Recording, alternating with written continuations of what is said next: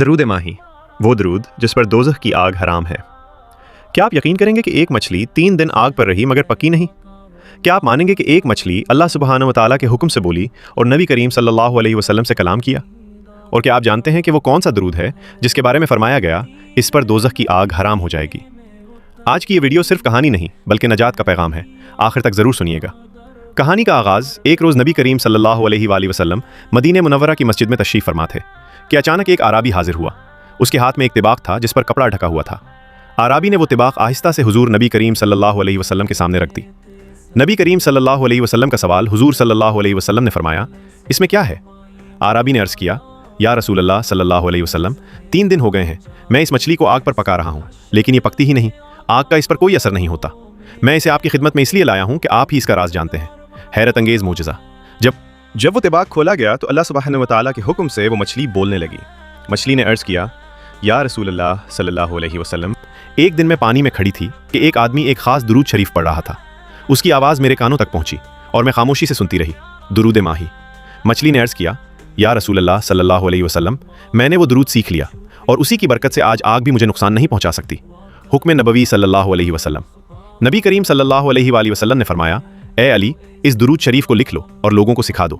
پھر آپ صلی اللہ علیہ وسلم نے فرمایا، انشاءاللہ جو شخص اس درود شریف کو پڑھے گا دوزخ کی آگ اس پر حرام ہو جائے گی۔ بسم اللہ الرحمن الرحیم۔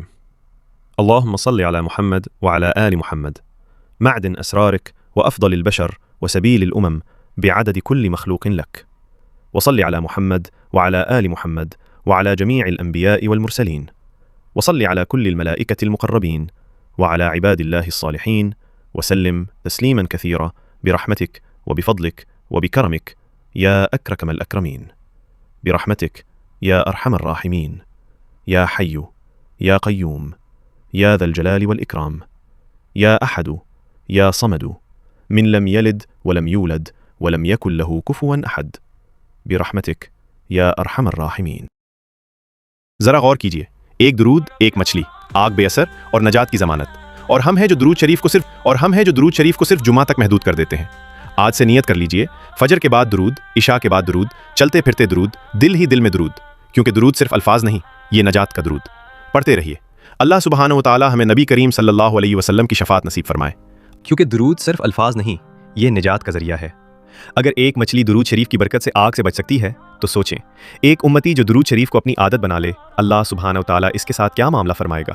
اگر یہ ویڈیو آپ کے دل کو لگی ہو، لائک کریں، شیئر کریں، سبسکرائب کریں اور کامنٹ میں لکھیں، میں روز درود پڑھوں گا۔